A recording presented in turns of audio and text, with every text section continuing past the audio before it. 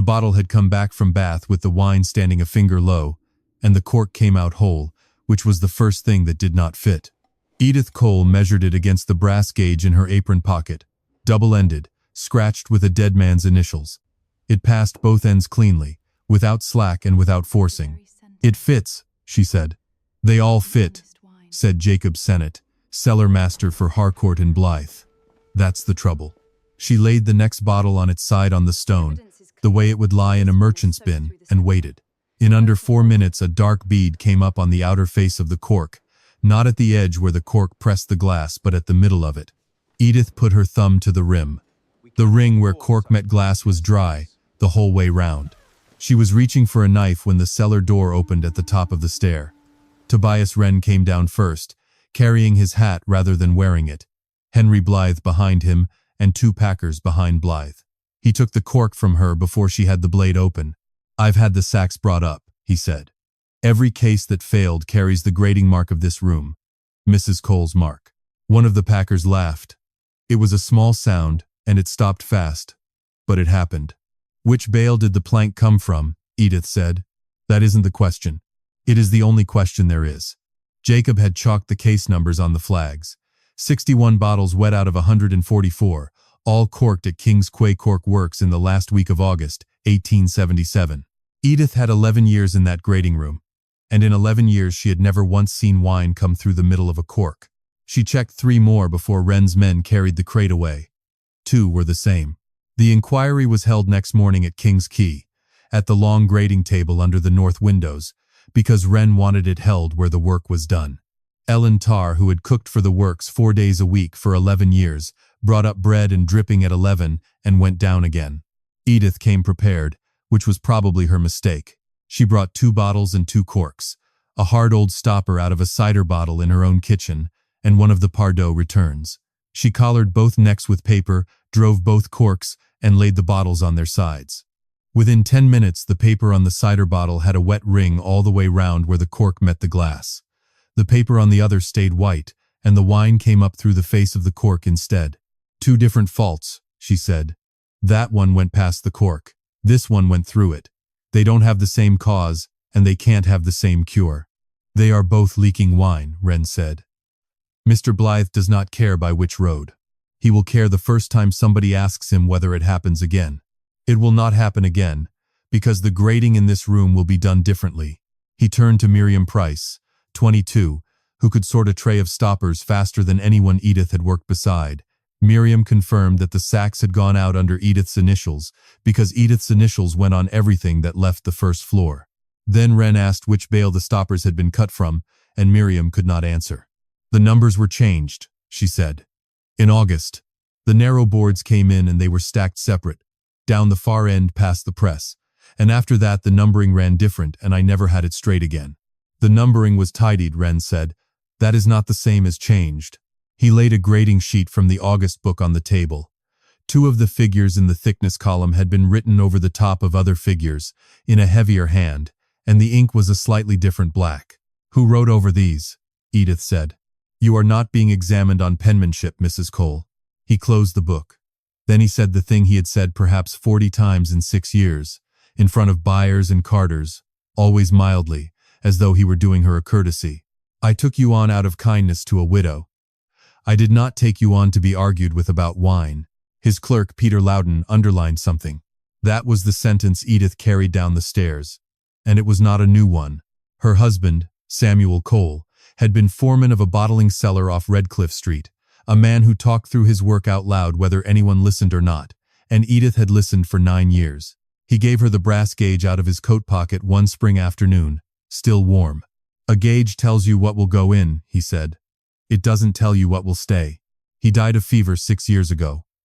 She had already stood 5 years at Wren's bench by then, at 9 shillings a week, 3 shillings under the men beside her. He had employed her 5 years before she was ever a widow. The kindness was a story Wren began telling after Samuel died, and he told it often enough that men who had never set foot in the grading room repeated it back to her as a thing she ought to be grateful for. He dismissed her at 12:15, and Miriam with her, for careless packing. The 6 months of wages standing to Edith's account, £11 and 4 shillings, were held back against the returned order. By 4 o'clock, he had spoken to 3 merchants on King Street. By Friday, Edith had been turned away at 5 places of business, twice at the door. On the Tuesday, she paid 2 shillings to have a letter written saying she meant to take her claim for wages to the county court. She could not have carried it through. She had £3 18 shillings in a tin under the boards of her room in Bedminster, and a claim would have eaten most of that. But Wren did not know what was in her tin. He answered within 4 days, with an offer. They met in a back room off Corn Street on the 9th of October.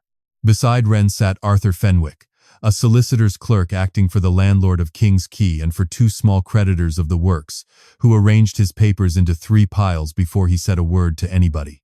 Wren would settle the £11 4 shillings and the whole question of the Pardo loss by assigning her the remaining lease of King's Quay Cork Works with the listed fixtures and whatever stock remained. He called it a considerable thing to put into the hands of a woman in her position. The lease had 4 years and 1/4 to run at £40 a year. The rent stood £22 10 shillings in arrears, and the landlord wanted it met, or a credible arrangement put before him, within 30 days of signing, or he would take back the premises and the fixtures with them. 30 days, Edith said. That is the 8th of November. The 8th of November, Fenwick agreed, and wrote it on the face of the assignment. The inventory ran to 2 pages. The first listed the fixed plant, and Edith listened the way you listen for a name read from a list. Boiler, vat, screw press, shafting, benches, grading tables, drying rack, scales, and the wall hoist. The second page was headed Loose Tools and Effects, and it had been written in a different hand, and it was shorter. Punches, borers, knives, stones, gauges, packing chests. And then, on its own line, 2 portable cutting arbors. Edith asked what portable meant. It means what it says, Wren said.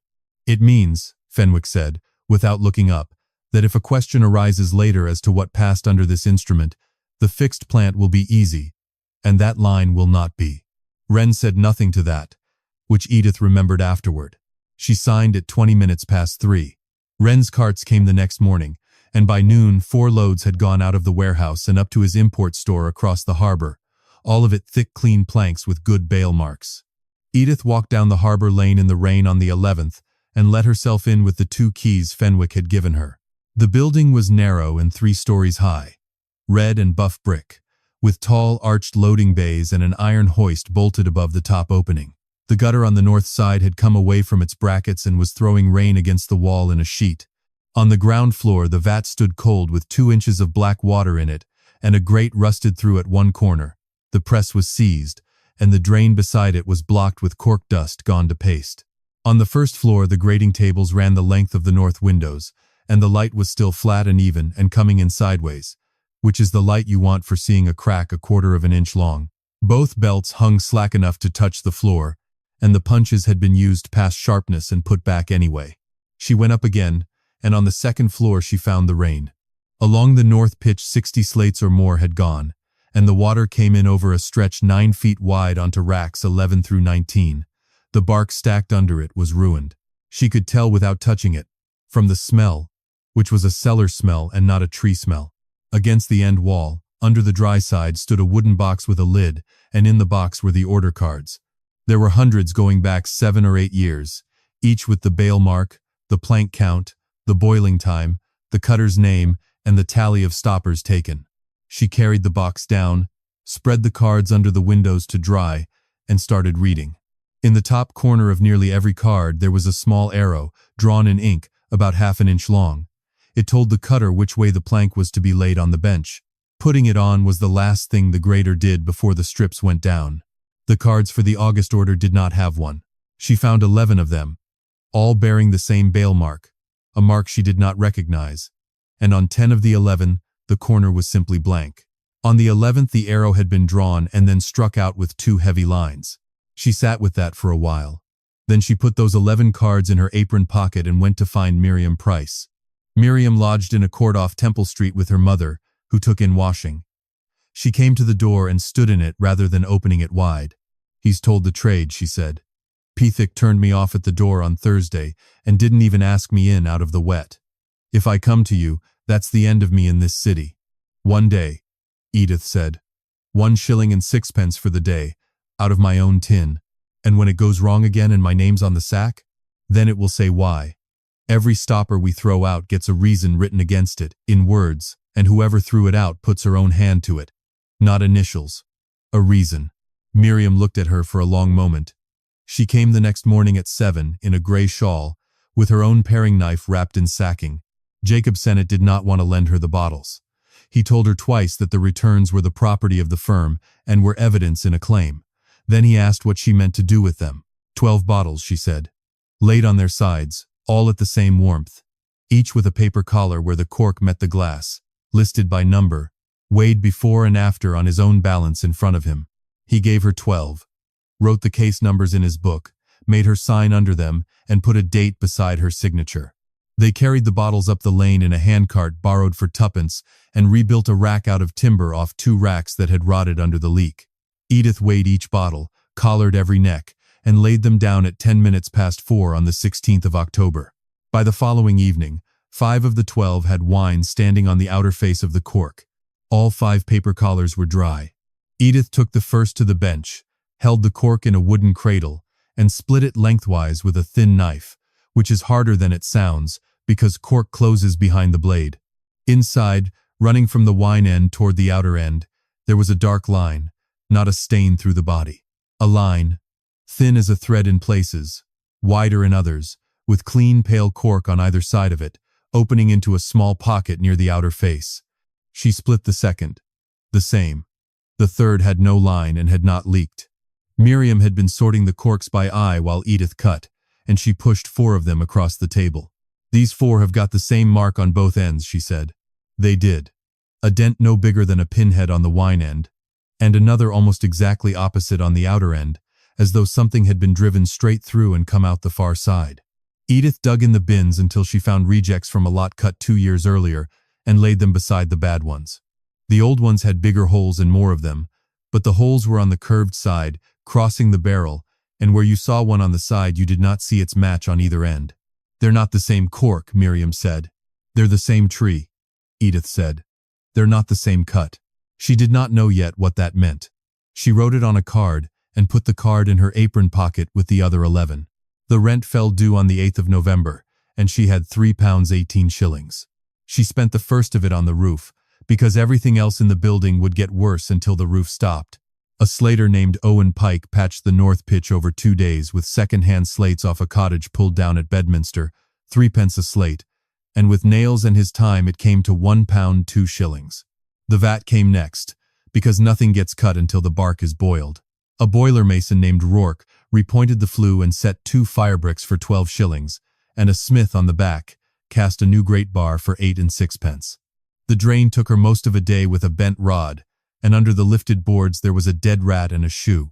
The press would not turn until they had cleaned the thread with paraffin, and even then the lower plate sat a 16th proud, which is enough to give you planks with a rock in them, so she shimmed it with sheet iron. She could not afford 2 drive belts at 25 shillings apiece, so she bought 1 second-hand for 11 and left the second cutter standing. Of the 19 tubular cutters, 11 were worth putting a stone to. She sharpened those and wrote the finished diameter of each on its handle, because a punch ground 4 times is not the punch stamped on its shank. She freed the loft louvres, and inside a week the air up there smelled different. The money came out of the waste bins. A harbour chandler named Amos Trewin bought 11 sacks of offcut for net floats and packing at £2 14 shillings the lot, and carted it himself.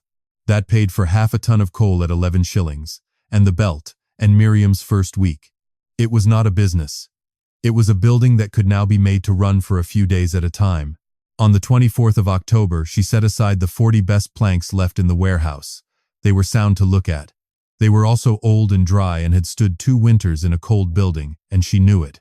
She boiled the first 8 for an hour and a quarter, pressed them flat, and rested them 4 days. 4 days was not enough, and she knew that too. Bark that has been handled properly sits for weeks after the press. She did not have weeks. On the 29th, she and Miriam cut 200 stoppers. Edith laid every strip on the bench herself before it went under the punch. She had worked her rule out from the old rejects and from the arrows on the old cards. The little channels that run through the bark had to cross the barrel of the stopper, side to side, so that none of them could run the length of it. She marked each strip, and turned two back the other way to prove to herself that she could see the difference. And she could. The 200 came off the bench looking better than anything that had left that room since the spring. Miriam gauged them all, rejected 9, and wrote the reason against each. Edith bought 24 bottles at 4p each and 2 gallons of common red at 3 shillings the gallon, filled them to a marked line, drove the corks, collared the necks, and laid them on the rack. She was watching them by lamplight at 6 the next morning.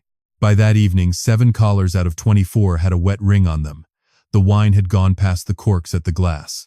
Not through the middle. The faces of those 7 stoppers were perfectly dry. Edith said the bottles were at fault. She said it to Miriam, and then said it again in a way that was sharper than the first time, and Miriam went down to the packing room and stayed there an hour. Then Edith carried 6 of the failed bottles down to Jacob Sennett, and Jacob did the thing she should have done herself. He took 12 bottles out of 1 crate, gauged the necks in front of her with her gauge and his, corked 6 with her new stoppers and 6 with sound old stock from the firm's bin, and laid the 12 down together at the same hour. 2 days later, 4 of her 6 had wet collars. None of his 6 had anything. Then he picked up a fresh stopper of hers, squeezed it flat in the jaws of his corking lever, held it for a slow count of 10, and let it go. It came back part way, and stopped. He did the same with a stopper from the firm's bin. That one came back nearly to where it started, and kept coming, slowly, while they stood there looking at it. "Yours goes in," Jacob said. "Then it stays where you put it. It doesn't push back on the glass. That's not the fault in the Pardo corks at all, Mrs. That's a different fault, in a different place, and you have made it yourself out of dead bark." Edith did not answer him for a while. She had spent £1 11 shillings on that batch, and it had told her the one thing she did not want to know, that her theory about the Pardo corks might be perfectly right and still not put a single sound stopper on a merchant's counter. The rent was due in 8 days. She walked back up the lane, stopped at the bottom of King Street, then turned east instead of north, toward the shipping offices on Prince Street. The broker's office was 2 rooms over a sail loft, and the clerk who came to the counter was a man of 40 named Manuel Duarte, born in Oporto and 19 years in Bristol. Edith put 3 things in front of him: a failed Pardo stopper, a sound one cut 2 years before, and one of the 11 order cards with the bail mark copied at the top in her own hand. "I'm not asking for credit," she said. "I'm asking you to read that mark."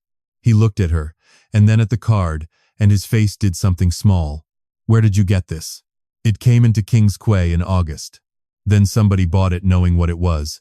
He put his finger under the second half of the mark, a letter and 2 short strokes.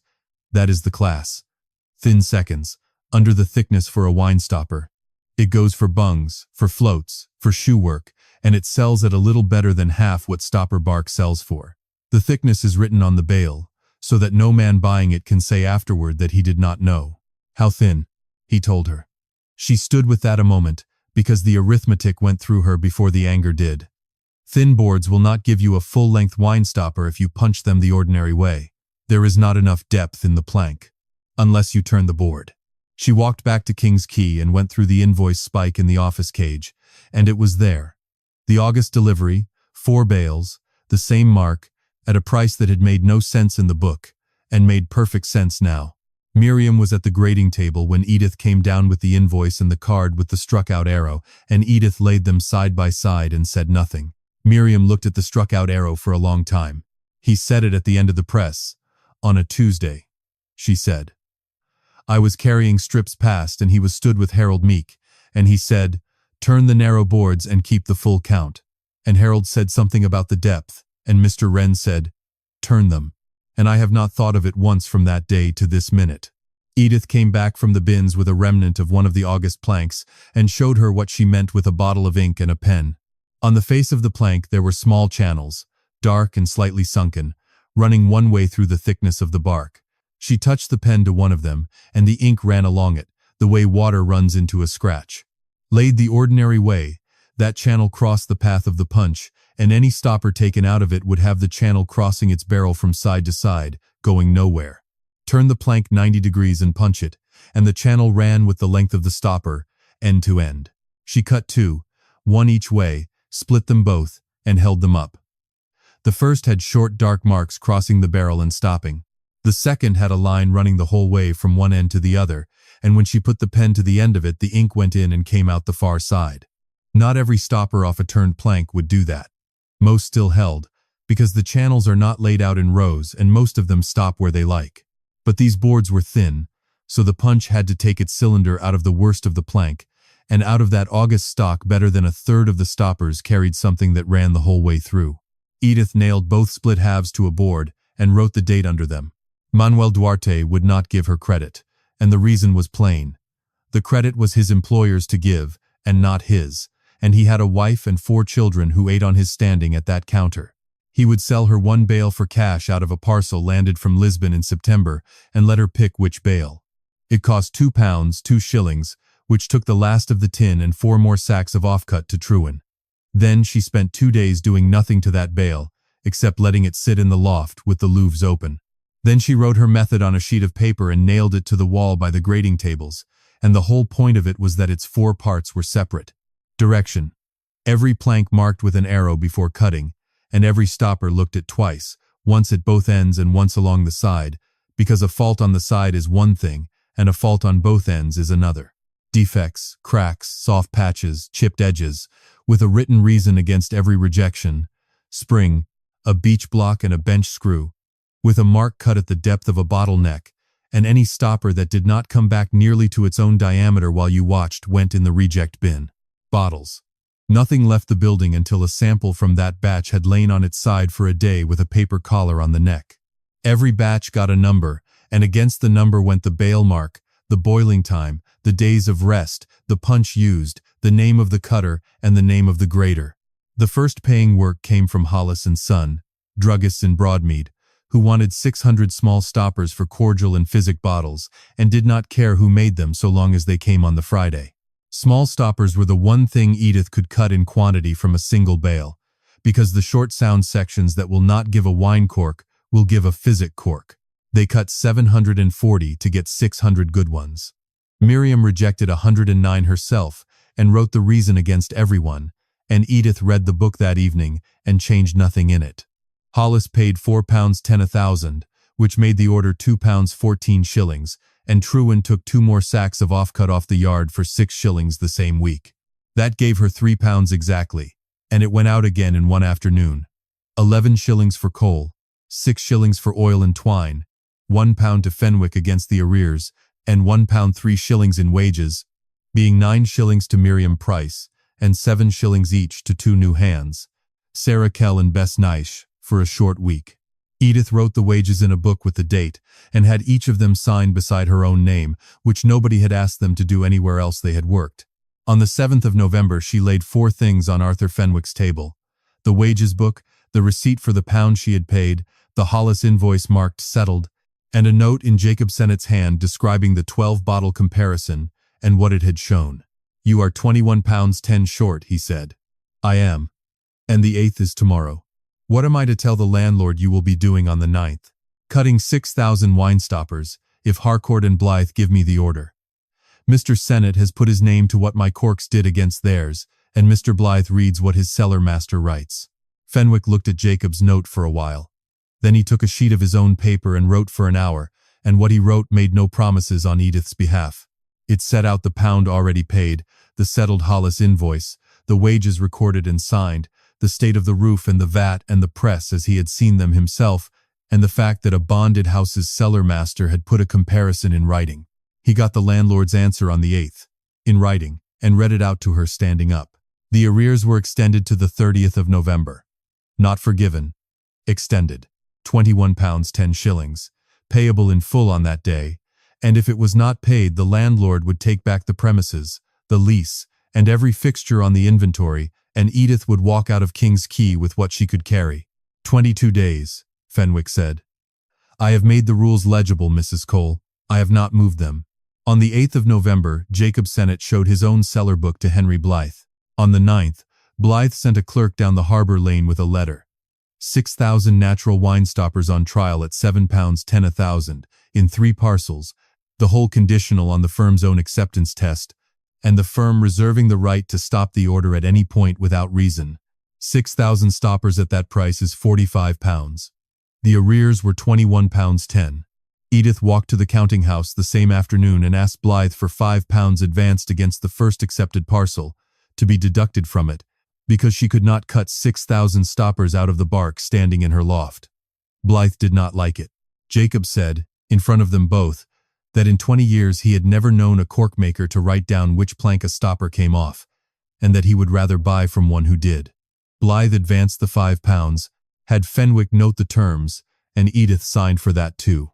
By the 11th of November, Tobias Wren knew about the order. The first thing to go was the bark. Manuel's employers were Lockyer and Sons, and Wren had bought through Lockyer's for 19 years, 40 or 50 bales in a good season. On the 13th, their instruction to the counter changed.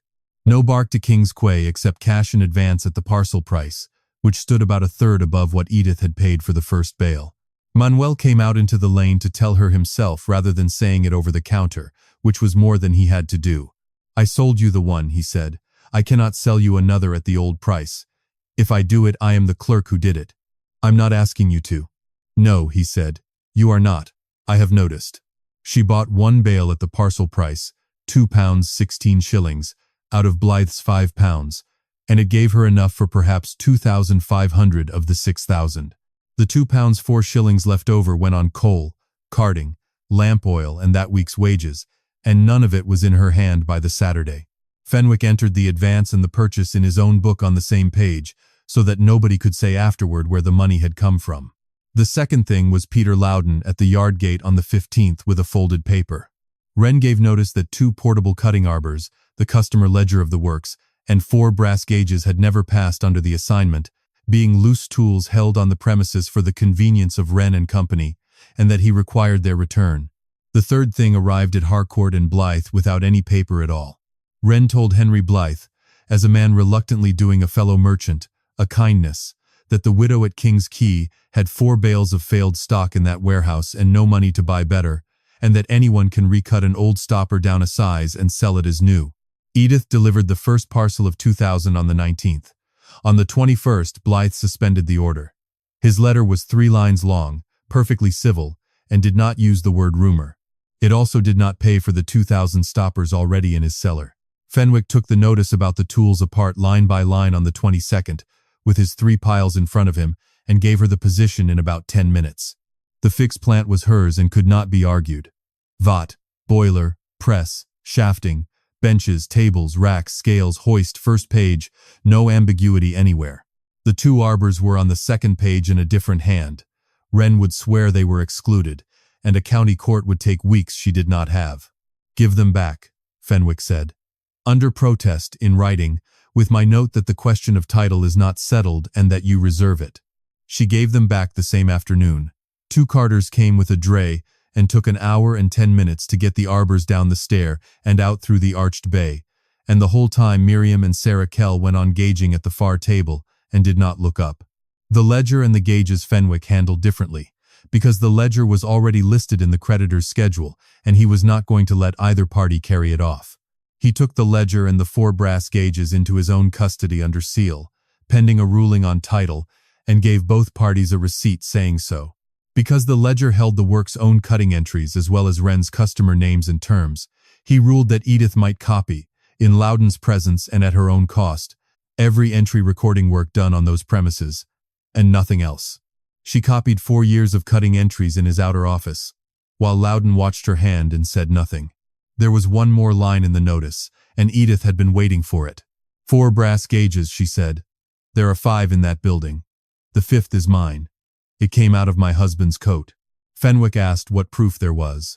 She turned the shank to the lamp and showed him the initials scratched into the brass with a nail, and told him what Samuel had been and where, and that Wren and Company had never bought a gauge with a dead man's initials already on it. Fenwick wrote a line into the receipt, 1 double-ended brass neck gauge, marked with the initials of Samuel Cole, the personal property of Mrs. Edith Cole, not comprised in the assignment and not subject to the notice. Wren never contested it. It would have cost him nothing to contest it, and he did not, and Edith thought about that more than once afterward. What all of it cost her was speed. With the belt cutter running, 3 women could turn out 400 sound stoppers in a day. With hand punches, 3 women made 160. So they stopped working like three women with punches and started working like a shop. Edith bought 4 more punch handles, fitted them to the sharpened cutters, put Bess Naish on nothing but strip cutting, Sarah Kell on nothing but punching, Miriam on gauging and rejects, and took the boiling and marking herself. Ellen Tarr, who had walked down twice that week with a basket because she had heard the works was lit again, stopped bringing bread at 11, and started trimming ends at the chamfering bench, and by the 3rd day was faster at it than anyone. Jane Coombs came on out of a mineral water bottlers on the feeder, put off when the trade slackened, and she could pack a chest tighter than Edith could. 5 women, working from 7 in the morning to 7 at night, made 270 sound stoppers in a day. It was not 400, but it kept the order alive. Edith sat down that night with the wages book, the bark, and the 4,000 stoppers still owed, and the arithmetic said she would be short. Blythe was not collecting. The second parcel had nowhere to go. The 30th was 7 days off, and the arrears stood at £21.10. On the 24th, she walked to Harcourt and Blythe and asked Henry Blythe for one thing, and Tobias Wren was standing in the counting house when she asked for it. She wanted a comparison. Her stoppers, his August stoppers, and a set of good ones from the firm's own bin, in the firm's own bonded cellar, sealed, for 3 days. Wren looked at Blythe and said that he would supply his lot with pleasure. They set the terms 2 days later, and it took 2 hours, mostly because Edith would not give way on any part of it. 90 bottles, all from one crate, all gauged at the neck by Jacob Sennett in front of both parties.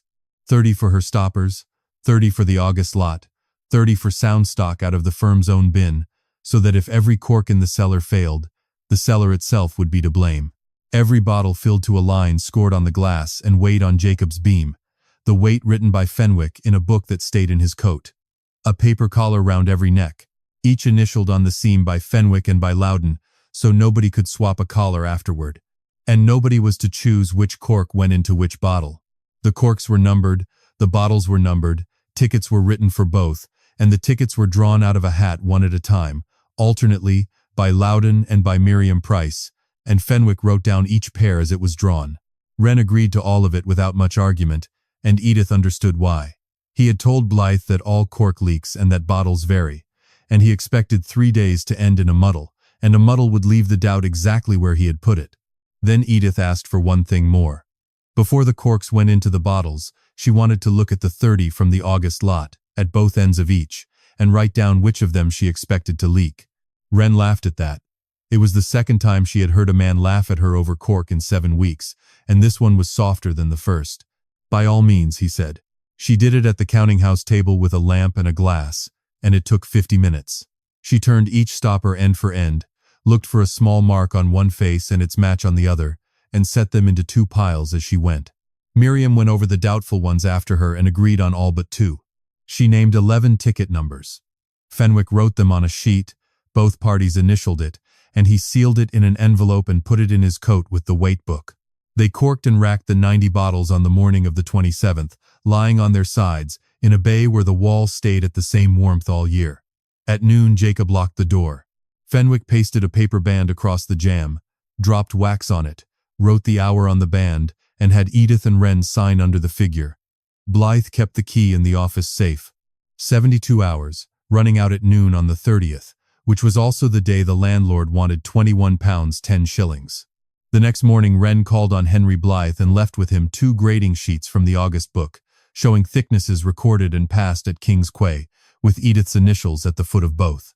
Edith saw them on the Thursday. She looked at the second sheet for perhaps 4 seconds. "Those figures are written over other figures," she said. "And that is not my E." "It is very like your E," said Blythe. "It is very like it." She went back up the lane and cut stoppers, because there was nothing else to do with a Thursday. In the 3 days of the wait, 5 women on hand punches made 810 sound stoppers and rejected 194, and every rejection had a reason written against it and a hand under the reason. On the morning of the 30th, Miriam Price was at Arthur Fenwick's office by 7, asking to see the papers that had come out of King's Quay with the creditor's packet in October. She was there 4 hours and came out at 11 with her hands black from old ink, and walked to the bonded cellar from Fenwick's door. They broke the seal at noon on the 30th of November, 72 hours to the minute after Jacob turned the key. There were 9 people in the cellar. Blythe and his clerk. Wren and Loudon, Jacob Sennett, Fenwick with his book and his sealed envelope, Edith and Miriam, and Manuel Duarte, whose employers had given him leave to attend, because Lockyer and Sons had begun to think what it would look like if a Bristol jury heard they had sold thin seconds into a premium wine order. Fenwick cut the paper band himself and noted the time. They went down the rack in ticket order, and Jacob called out what he saw while Fenwick wrote. Collar dry. Face dry. Weight as recorded. Collar dry. Face dry. Weight as recorded. It went like that for a long time, and it was not exciting, and the not being exciting was the whole of it. Bottle after bottle came up with a white collar and a clean cork face, and the beam settled where it had settled 3 days before. One of the firm's own control bottles came up with a faint ring low on the collar, and Jacob held that neck to the lamp and said the glass was a hair wide at the lip and always had been, and Fenwick wrote that down too. Then they came to ticket 41. The collar was white. The face of the cork was dark all across the middle, and a dried run went down the shoulder of the bottle where wine had come out and stopped. It weighed 1 ounce and 3/4 light. By the time they finished the rack, 9 bottles out of Wren's 30 had wet centers and dry collars, and 2 more had faces that were damp without having run. Between them they had lost a little over 11 ounces of wine in 3 days. Not one of Edith's 30 had a mark on collar or face. Fenwick took the sealed envelope out of his coat, showed both signatures on the flap, slit it, and read out the 11 ticket numbers Edith had written down before any cork went into any bottle. The 9 that had run were on the list. The 2 that were damp were on the list. Nothing that had failed was off the list. Wren said, in the same voice he used for everything, that the samples had plainly been chosen, and that this was a woman's arrangement of a woman's opinion. Fenwick did not look up from the book. The corks were drawn from the hat by your own clerk and by Miss Price alternately, and I recorded each pair as it was drawn, he said. Mr. Loudon initialed every line. If the arrangement is corrupt, it is corrupt in both directions. Edith asked for the bench and the lamp. She split 3 of the leakers lengthwise in front of all of them, and in every one a dark line ran from the wine end to the outer end, opening into a small pocket under the face. She split 2 of her own and 2 of the controls, and there was nothing in any of them but pale cork and short marks that crossed the barrel and stopped. Manuel laid the broker's entry for the August delivery beside the split corks, read the class mark aloud, and then read the thickness written on the bale. Miriam laid down her packing tally, dated the 16th of August, showing the sacks made up from the stack at the far end past the press, the stack she had described at the inquiry and been told she was mistaken about.